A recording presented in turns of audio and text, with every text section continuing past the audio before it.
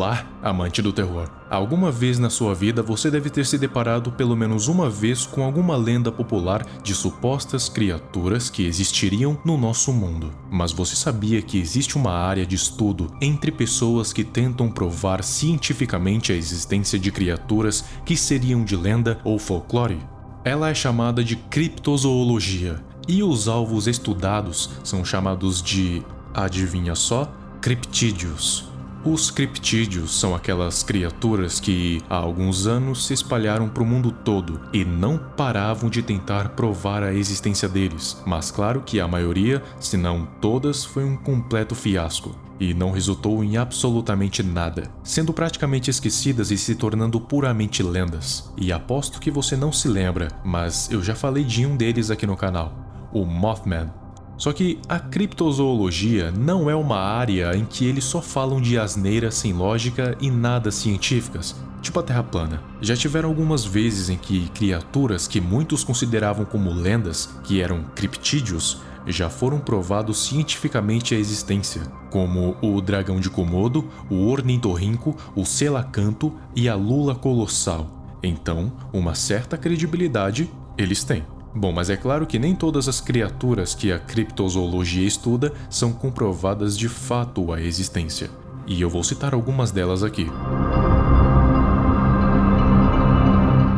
Monstro do Lago Ness. Um monstro aquático que supostamente viveria no interior da Escócia, no Lago Ness. Ele teria sido visto pela primeira vez na Alta Idade Média, no ano de 565 d.C., por São Columba, um missionário irlandês que teria se mudado para as terras altas da Escócia, em que ele e seus seguidores viram um estranho ser nadando pelo lago, que foi repelido pelas palavras do santo. Mas esse relato não teve tanta credibilidade pelo fato desse mesmo santo ter dito que havia abatido um javali com o poder da sua voz. O primeiro relato realmente reconhecido aconteceu já na Idade Contemporânea, em 1880. Ele foi visto debaixo da água por um mergulhador profissional chamado Duncan MacDonald. Outros relatos vieram em 1923, 1994, 2007 e 2013. Todos eles iguais, uma criatura enorme parada ou nadando debaixo da água, mas que nunca tentou fazer alguma coisa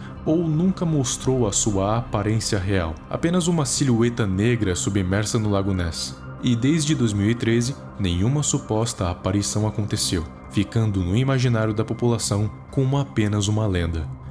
Pé Grande ou Sasquatch. Ele é dito como um enorme primata símio que vive em regiões remotas dos Estados Unidos e do Canadá, muito comparado inclusive com o Yeti, ou então o abominável Homem das Neves. As pessoas o descrevem como tendo entre 2 e 4 metros de altura, tendo pelos marrons e escuros que cobrem 90% do seu corpo, e o seu rosto seria uma mistura de gorila e ser humano.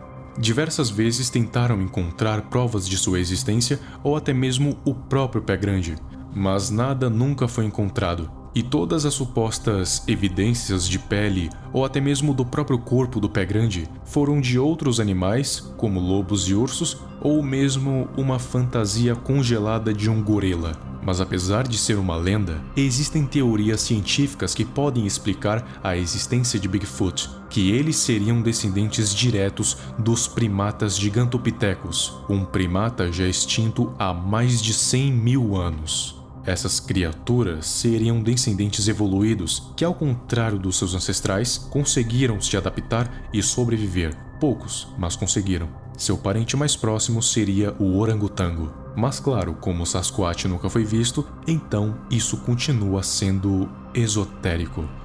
Lobisomem.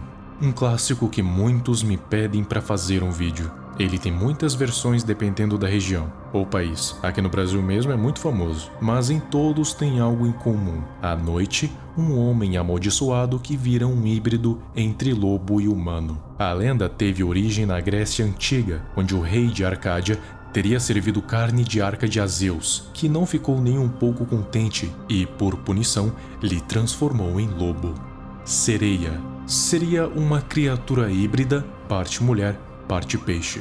De acordo com os povos antigos, ela seria uma criatura que representaria os perigos do mar. Geralmente aqueles que viviam no mar, como pescadores e afins, viriam uma representação de uma bela mulher que, com o seu canto, faria os homens se aproximarem e os levaria para o fundo do mar. Mas nada nunca foi comprovado da sua existência, sendo mais como uma criatura da mitologia contada por pescadores, principalmente na Grécia Antiga. Mapinguari ou Snache, um criptídeo do Brasil e Bolívia, uma criatura com longos pelos vermelhos que supostamente viveria na floresta amazônica. Uma hipótese da existência dos mapinguaris foi levantada pelo paleontólogo argentino Florentino Ameghino, que seria a sobrevivência de alguns pleistocenos, preguiças gigantes, no interior da floresta amazônica. O ornitólogo David Oren fez várias expedições para tentar achar alguma evidência real dos mapinguaris, mas sem nenhum resultado conclusivo, até que simplesmente desistiram de procurar, deixando os mapinguaris na mesma situação que o Pé Grande, onde a existência é uma completa incógnita. Enfim, esses são só alguns dos vários criptídeos que a criptozoologia estuda. Alguns deles já foram comprovados cientificamente, como nos casos que eu citei anteriormente, mas a maioria continua sendo um mistério. Será que pode existir ou não? Muitos dizem que sim e muitos dizem que não. E você, acha que os criptídeos podem realmente existir ou não? São apenas lendas de folclores? Deixe aí nos comentários. Muito obrigado e até o próximo vídeo.